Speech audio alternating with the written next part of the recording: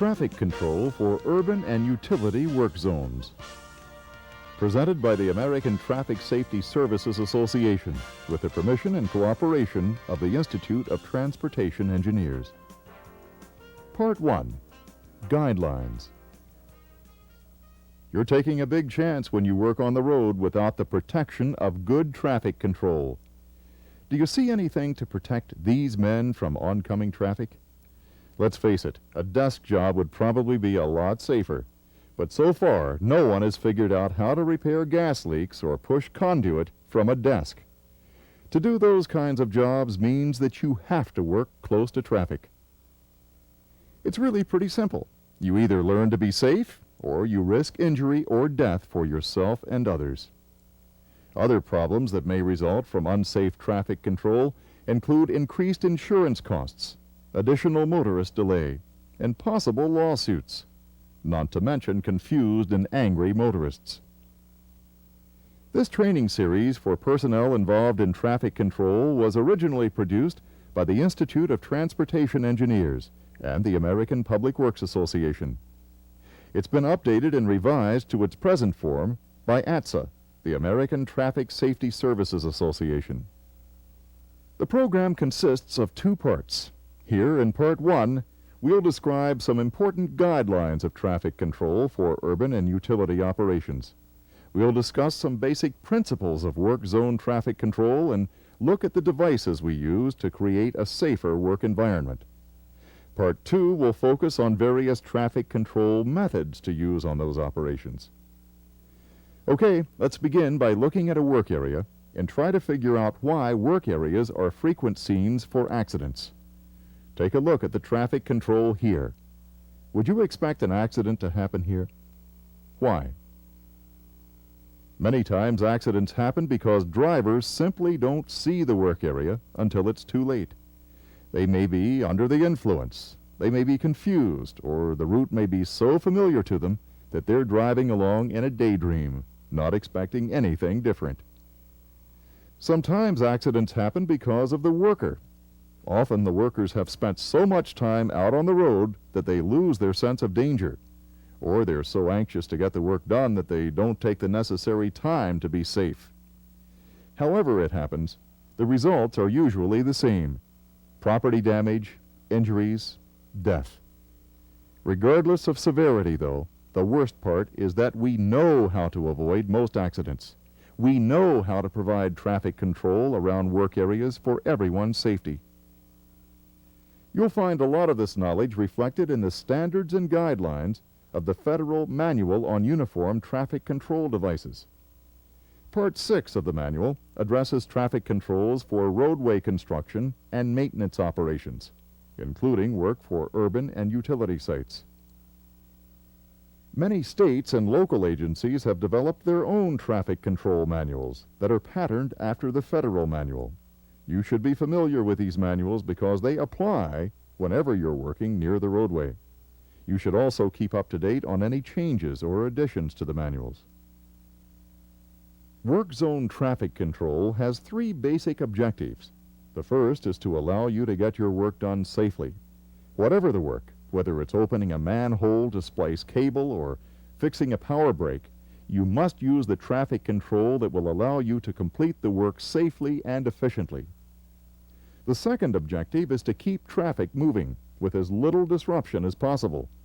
You have to keep in mind that roads, streets, and highways primarily exist for the benefit of the public. When you work on the road, it's up to you to do everything you can do to prevent unnecessary delay and inconvenience. The final and most important objective of work area traffic control is safety, both yours and the public's. Neither work completion nor traffic flow is more important than human life. You can meet these objectives by satisfying 3 basic requirements. First, make yourself and the work area visible. If drivers have a problem seeing you, you can be sure they'll also have a problem avoiding you. Next, warn drivers that you're on the road. Remember that motorists don't normally expect to find equipment and workers in the road, and they can't slow down unless you give them plenty of time to react. And finally, You have to give drivers sufficient directions and enough room so they can safely maneuver around the work area. Meeting these requirements is not so difficult as you might expect because many devices have been designed to help. Most of them probably aren't new to you, but there's a good chance that you may not have seen them used properly. And two, there are a number of non-standard devices on the market that do not meet federal requirements. Take this sign, for example. Maybe you've seen it used before, but it's non-standard. Non-standard devices can get you in big trouble if there's an accident and you wind up in court. They're not so readily recognized and understood by drivers, so don't be fooled into thinking a device is standard just because it's offered for sale. Check your manuals first. Okay, let's look at the devices used for work zone traffic control, starting with signs. They can help you meet all three safety requirements. The signs you'll use most often in urban and utility work are warning signs and regulatory signs. Now, warning signs are diamond-shaped and have a black message on an orange background. This distinguishes them from the yellow permanent warning signs that drivers see every day. The orange and black colors alert drivers that unusual conditions may lie ahead. Regulatory signs in work zones are identical to permanent regulatory signs in size, shape, and color. Warning signs are frequently used in a series to give drivers plenty of time to react. Each sign provides a little more information about the situation ahead so that as the driver gets closer to the work area, he knows what to expect. There's a wide variety of signs available for use in work zones, but the warning signs shown here are the ones you'll use most. Each one gives the motorist information about what's up ahead.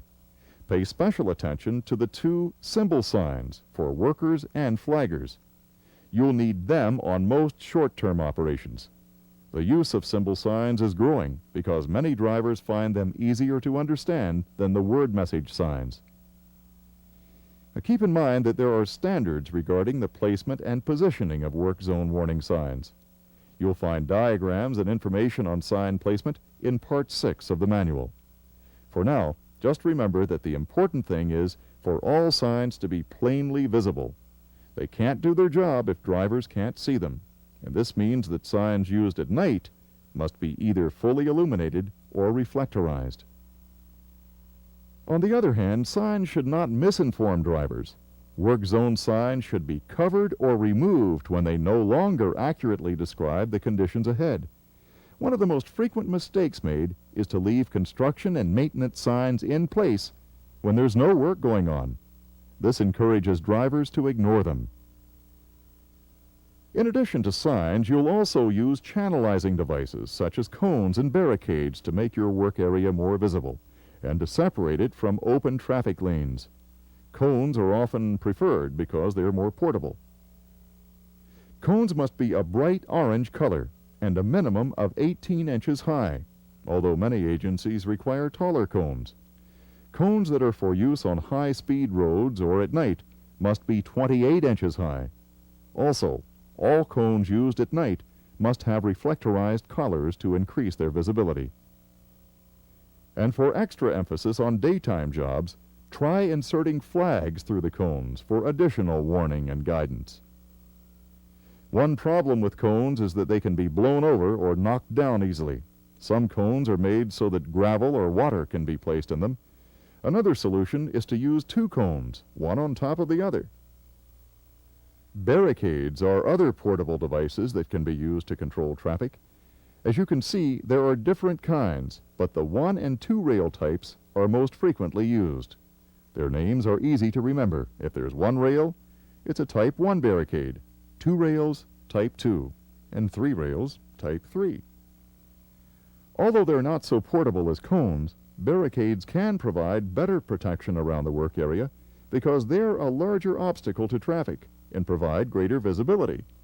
They're also an advantage because you can easily mount warning lights on them to really attract attention, especially at night and in bad weather.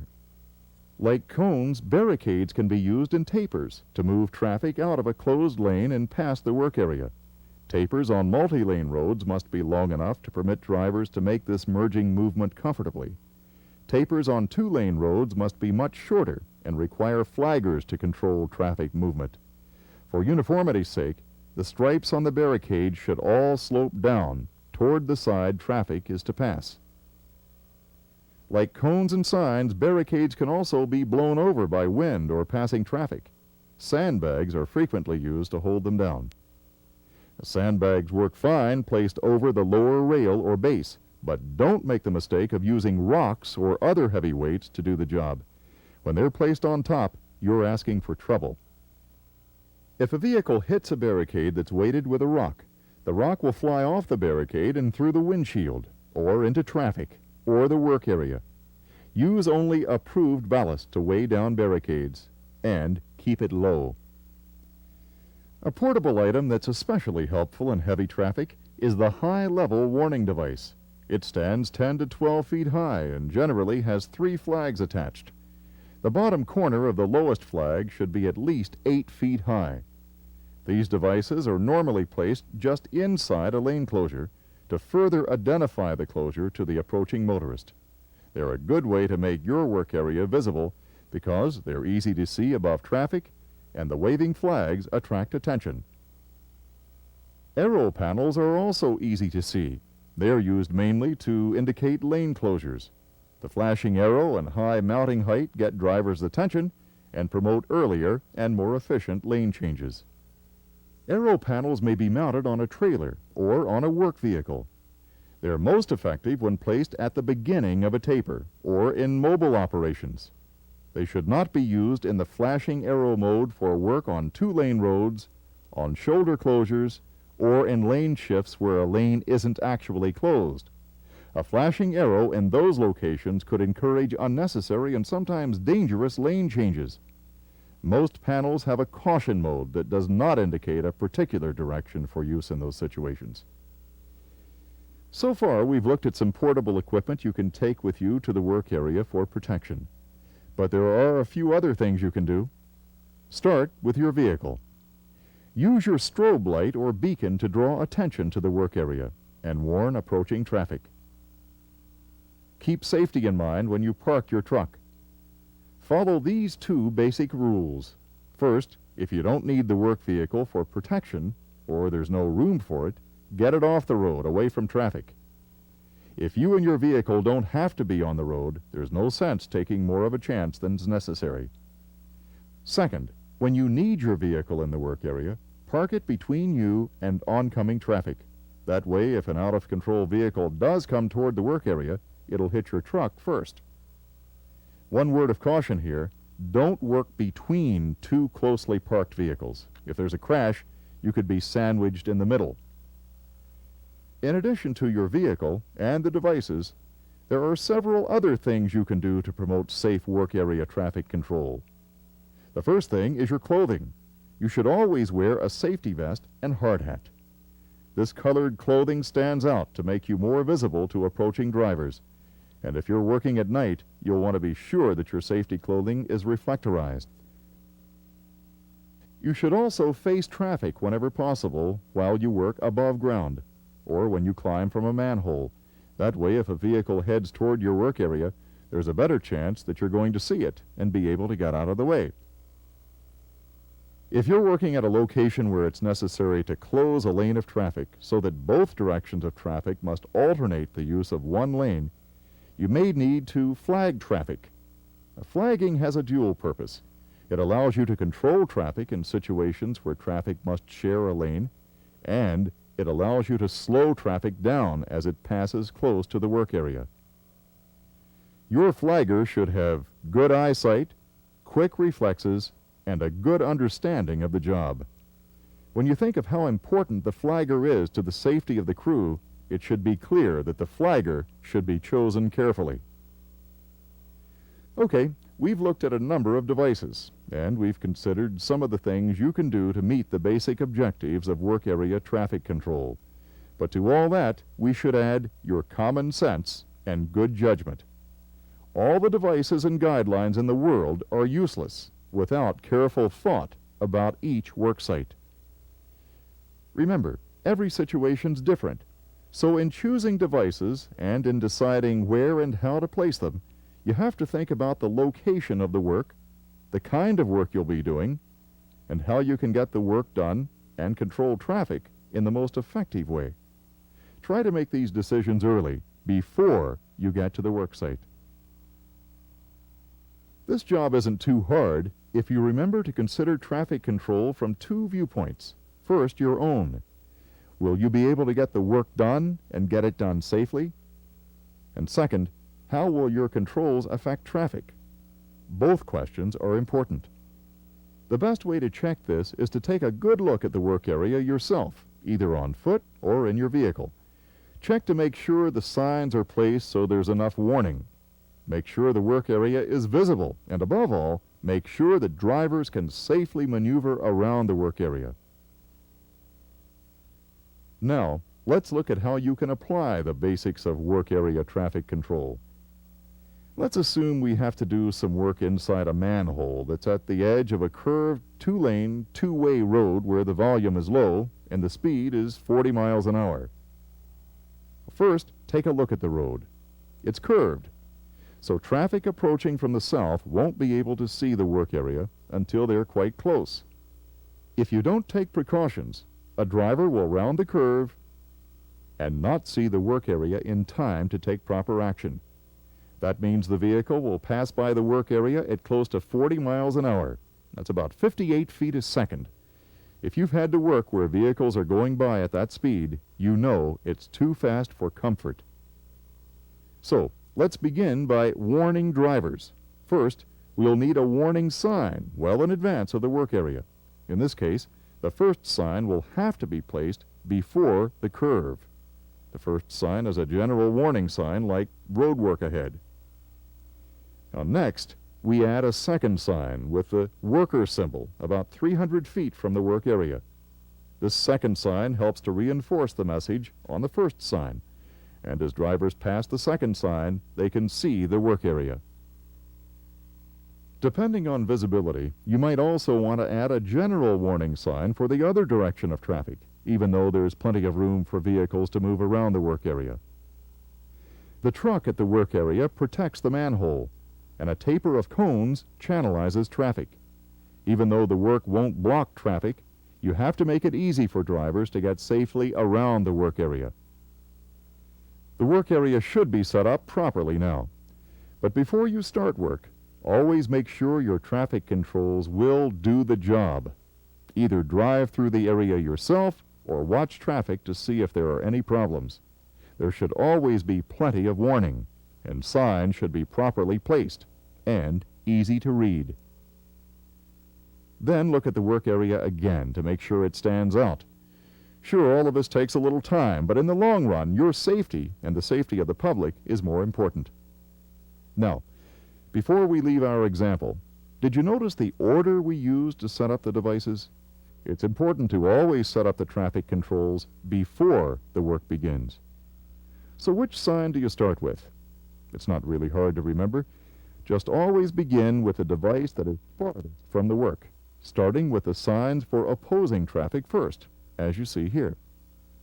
Then add each sign until you get to the devices that protect the work area itself. When these are all in place, you can move your equipment onto the road and begin work. This was, of course, just one example of work area traffic control. In the next course, Work Area Traffic Control Methods, we'll explore a number of other typical situations so that you'll have a clearer understanding of how to use the devices and guidelines we've presented here.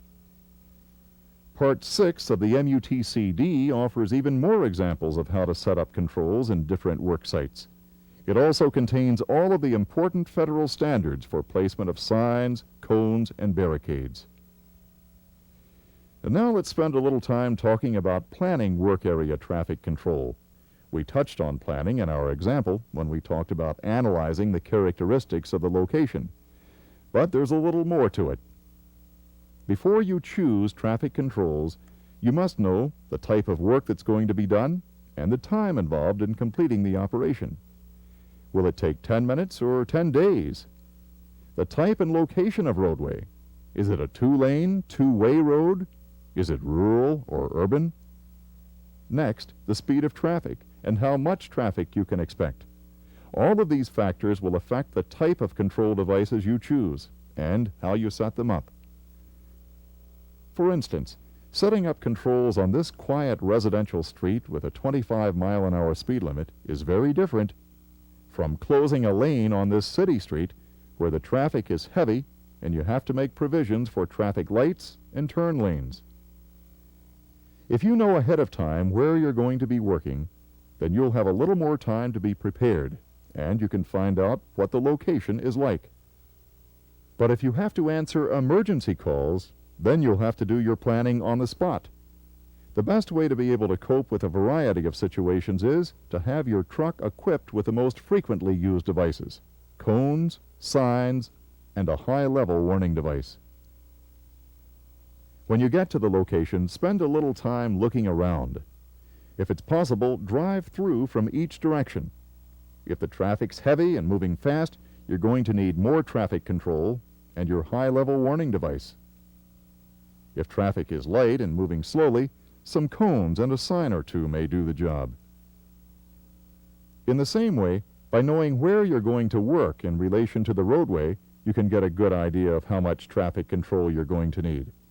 A good rule to remember is that the closer you work to traffic, the more controls you'll need. And here are some other pointers. If work affects only one direction of traffic, you may only need to put signs on one side of the road. But if both directions are affected, as they are here, then you need signs for both directions. Well, now let's review just a few of the major points. Effective work area traffic control demands that you meet 3 requirements.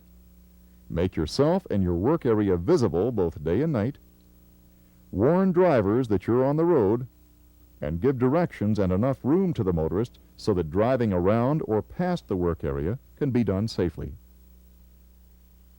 Select safety devices that will help you meet these requirements, but always make sure that they're properly installed and displayed so they can do their job, and removed or covered when the work is finished or is not in progress.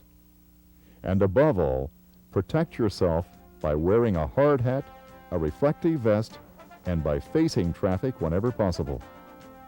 By following these general guidelines, you'll be able to get your work done in a way that ensures your safety and protects the public. Now, if you have questions, discuss them with your supervisor. Then go to Part 2 of this program, entitled Work Zone Traffic Control Methods.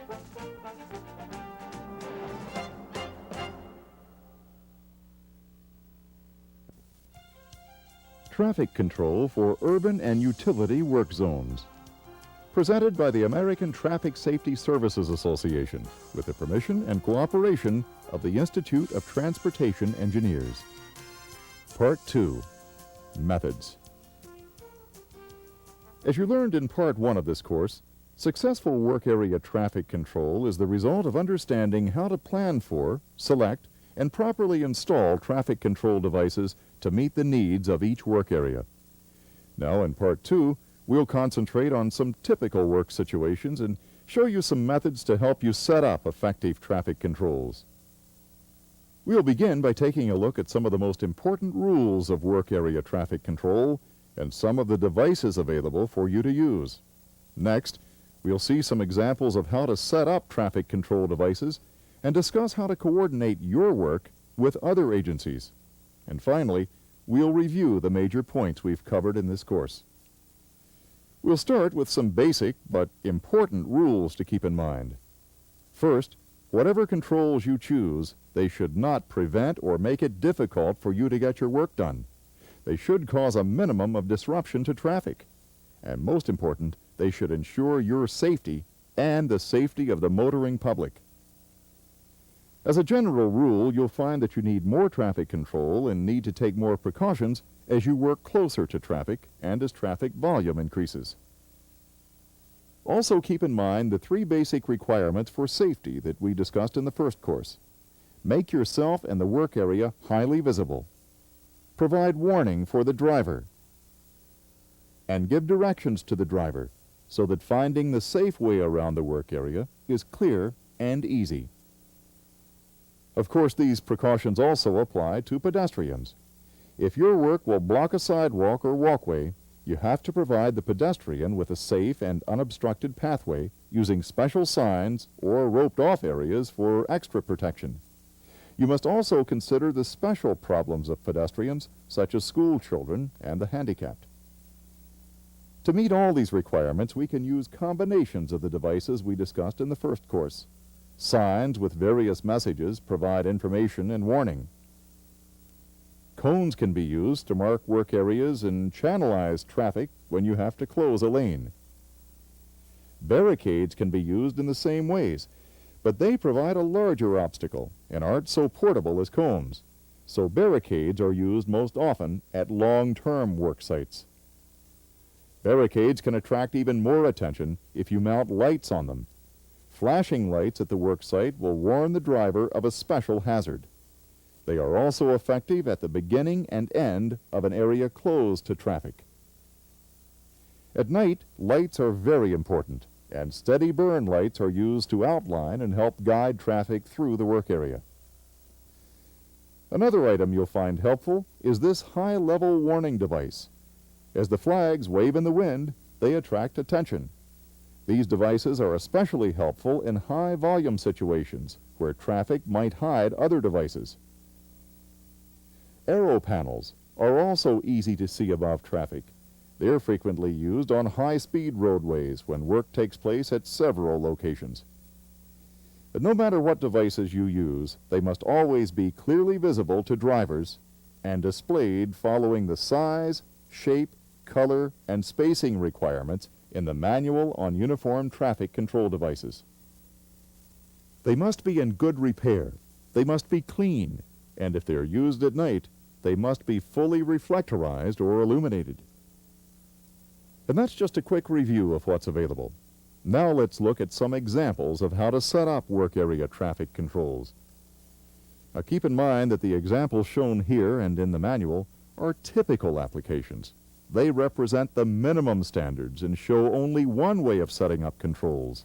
Some locations may require even more control or a slightly different setup from what we show here. Since no two locations are alike, we couldn't possibly show you how to handle every situation. So, we've picked these representative examples. Work that takes place next to or off the roadway. Work on a 4-lane two-way road. Work on a 2-lane two-way road. And work at an urban intersection. For our first example, we're going to look at how to set up traffic controls for a work area that's next to or off the roadway. How do we start? How do we know which devices to use? Well, think again about the variables we talked over in the first course. To make these decisions, we need to know the type of work, the time involved, the type of roadway, the speed of traffic, and we should have an idea of how much traffic to expect. In this example, some overhead cable needs repair next to a 2-lane two-way road. The job is expected to take only a couple of hours, so we're talking about a short-term operation. The speed limit here is 35 miles an hour, and since the work is not downtown and will be done in the middle of the day, we're probably safe in assuming that rush hour traffic won't be a problem. These facts about the location help us to select devices that will be the most effective. But first of all, are any devices needed? After all, you won't actually be working on the roadway. Well, the answer is yes. Even though the work will take place off the roadway, it will still use part of the shoulder, and the shoulder is the driver's recovery area. If you're going to be on any part of the roadway, you have to use traffic controls. However, suppose the work area were 15 feet or more from the shoulder edge. If this were the case, no controls would be needed. In fact, they'd only distract the motorist, and obviously that's dangerous. Here, though, we are close to traffic, so we'll have to warn drivers. A general sign like the worker symbol will do the trick. But how do you know where to put the sign? The idea is to place warning signs far enough in advance of the work area to allow the motorist time to react safely. But they shouldn't be so far away that drivers forget the warning before they reach the work area. In low-speed situations like downtown areas and residential streets, You could put signs fairly close to the work area because the driver will have plenty of time to react. The sign will be close enough for the work area to be seen from the sign location, so a distance of 300 feet or less is often used. On an open highway where the speed limit is 55, the national standards call for a minimum warning distance of about 500 feet. On a freeway, it's increased to a half-mile or more. This may seem like a long distance, but remember, at a high speed, you have to give the driver much more time to react. In our example, we have a low-speed situation, so the first sign can be placed at a distance of about 300 feet from the work area. Next, we need to mark the work area, so it will be visible to oncoming traffic. Half a dozen cones placed along the edge line can do a good job. Remember, for better visibility, use larger cones, or, if that's not possible, place flags in them. You may also want to use a high-level warning device. Usually, drivers will be able to spot the flags above traffic in front of them, even in heavy traffic. Your vehicle can also make it easy for drivers to see that there's work going on. So turn on your beacon and park between approaching traffic and the work area. This gives you even more protection. And finally, look at yourself and your crew to make sure you stand out. Whenever you work on or near a road, you should wear a reflective safety vest and a hard hat. Now, have we met all of the requirements? Have we warned drivers? Yes, we set up an advance warning sign. Have we made the work area visible? Yes, the cones and high-level warning device make the work area easy to see. And the safety vests, hard hats, and the beacon on the truck help too. Okay, we now have the necessary traffic controls. But did you notice the order of their placement? This is important too. First, put up the advance warning sign. Then position the cones. And finally, when all else is in place, move your equipment into position and begin work. When the job is over, simply reverse the process. Move your equipment out of the way, remove the cones, and then pack up your signs. By following this simple routine, you'll be providing maximum protection for yourself and the public at all times. One word of caution here. We said it in the first course, but it's really important enough to repeat. Make sure you take down or cover your signs whenever work is not going on. If you don't, you'll encourage drivers to ignore your signs. It's a common mistake, and it's dangerous. It's dangerous because after a while, drivers won't bother to slow down until they can see that there really is work going on. And by the time that they get that close, it may be too late. So even though it may be time-consuming and seem like a bother, remove or cover your signs when there's no work going on. Well, now let's look at what happens when the work area is on a divided 4-lane, two-way road. The first and most important difference is that now the work will be on the roadway, so you know right away that you'll need more traffic control. Again, you need to know exactly where the work will take place. Is it in an inside or outside lane? Is there a lot of traffic? What's the speed limit?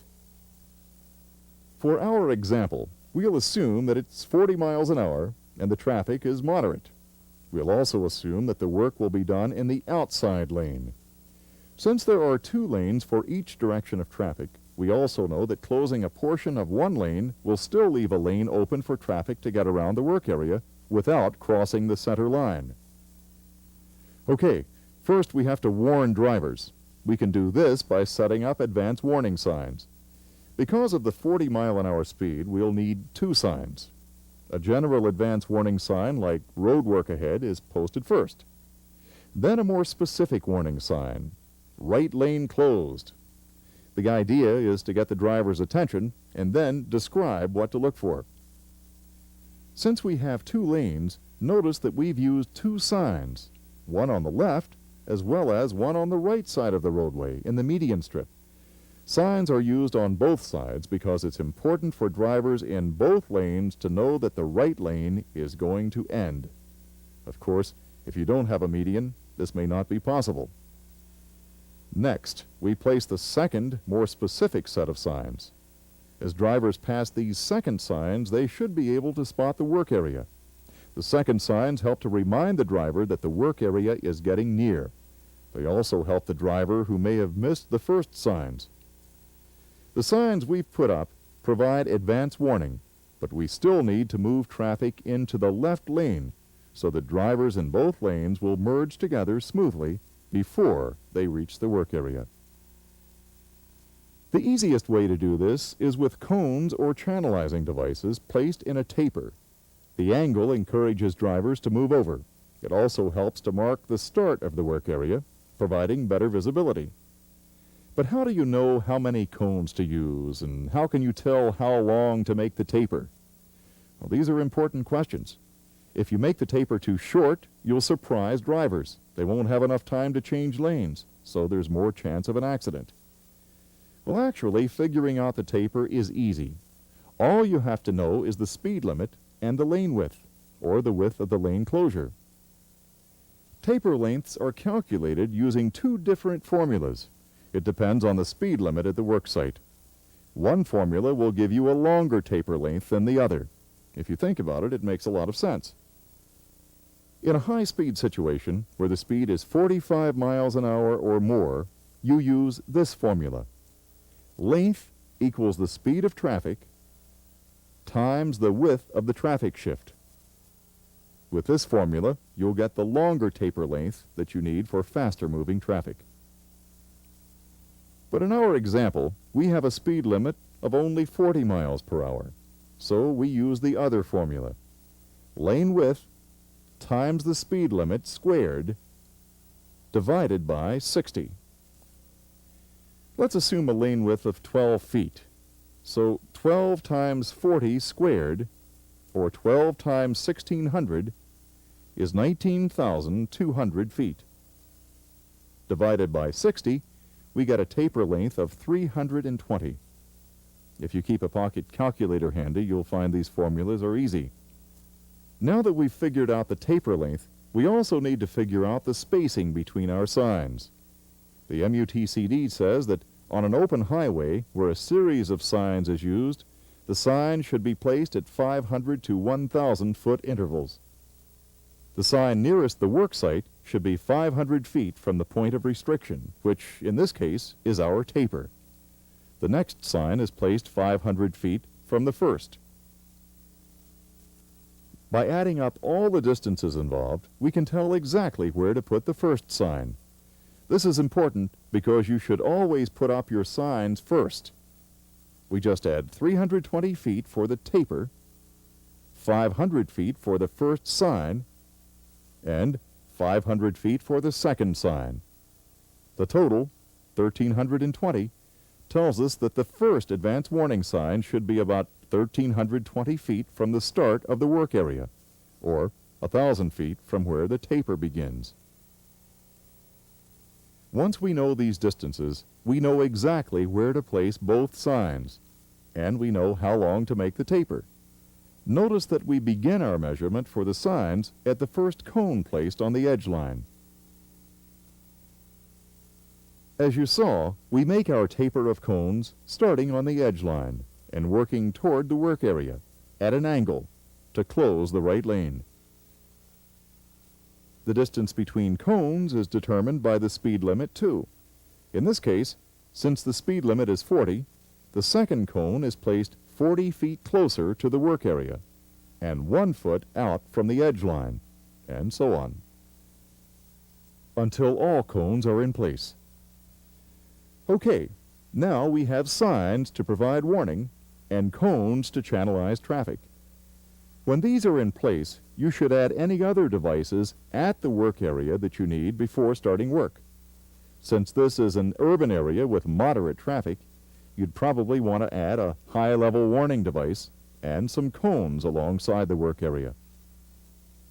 And again, if there's room, you should position your truck so it's between the work area and approaching traffic. And don't forget to turn on the truck's beacon. Once again, we've used devices to warn drivers, to make the work area visible, and to provide directions to guide vehicles around the work area. But the real test is whether or not the controls work. So watch traffic once the controls are in place, and look at them again while the work is going on. This is especially important for long-term operations. Don't hesitate to make changes. You might discover that you need a few more cones, or you might want to reposition a sign. If it will make the area safer, do it. And don't forget, always remove the equipment and devices in reverse order. First, the workers and equipment. Then, the cones and high-level warning device. Finally, your signs, ending with the sign farthest from the work area. Well, so far we've looked at 2 examples where only one direction of traffic is affected. But what happens on a 2-lane, 2-way road in an urban area where you must temporarily close a lane? Well, here's what it looks like. The dotted area will be the work area. Obviously, there won't be enough room for 2 vehicles to pass each other, so they'll have to alternate and share the free lane. This is a situation where you'll need plenty of advance warning, and since the work area is on a curve, you'll need 2 flaggers to direct traffic. You'll also need devices to channelize traffic around the work area. Like before, we begin by considering the characteristics of the location that'll affect traffic control. Here, the road has a curve at the work site. The speed limit is 35. There's moderate volume, and work is scheduled to begin around 3:30. For our example, we'll assume that the work must be done at this particular time, but keep in mind that rescheduling work so it doesn't take place during the busiest hours is a good way to eliminate a lot of traffic problems. In our example, efficient traffic control will be very important since the evening rush hour is approaching. Our first job is to determine the sign spacing and the taper length. Since this is an urban area with a slow speed, we can space the signs about 200 feet apart. Next, we determine the taper length. The taper for a 1-lane, 2-way operation is a special case where we want to use a much shorter taper length than we would for a lane closure on a multi-lane road. The MUTCD recommends a taper of 50 to 100 feet. The shortness of the taper encourages drivers to slow down as they approach. Since the speed in our example is 35 miles an hour, let's use the upper end of the range, which is 100 feet. Also note that the taper is not in the curve. A taper should never be hidden from a driver. The flaggers are stationed next. The guideline is 200 to 300 feet from the work area. Again, let's use the upper end of the recommended range, which is 300 feet, to provide a buffer space between the flaggers and the crew. The flaggers should be able to see each other. If the curve is too sharp or there's too much distance for easy visual communication, the flaggers should have 2-way radios or a 3rd relay flagger between them. Next, sign placement. All you need to do is add up the distances like before. So 200 feet for each sign and 300 feet for the flagger. The first advance warning sign that drivers will see should be placed 700 feet from the work area. Now, because this operation affects both directions of traffic, we'll use 2 sets of warning signs. The first, 1 lane road ahead, will alert the motorist that 1 lane serves both directions of traffic. And the second sign, the flagger symbol, will advise the driver to watch for the flaggers. Make sure the flaggers are carefully chosen. Their job is very important. They should have a good understanding of their jobs, good eyesight, and good reflexes. Cones come next. Start by laying out the taper. It must be at least 50 feet long, but no more than 100. If space allows, leave an additional buffer space between the point where the taper ends and the work area begins, and extend the cone slightly beyond the work area. For additional protection, you can park your truck with flashing lights inside the taper. Or the work area can be marked with barricades and orange flags, and your truck parked on the shoulder.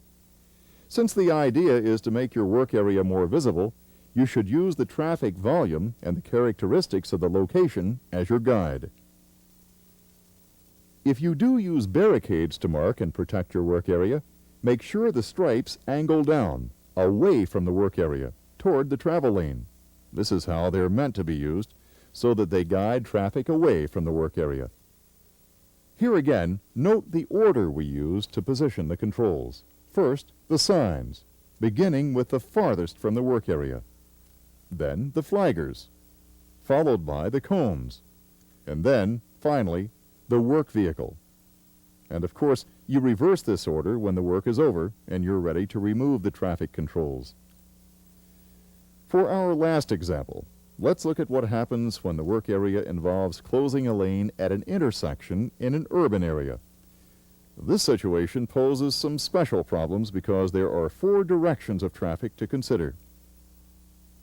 Here is our intersection, a 4-lane undivided city street with left turn lanes that intersects a 2-lane street.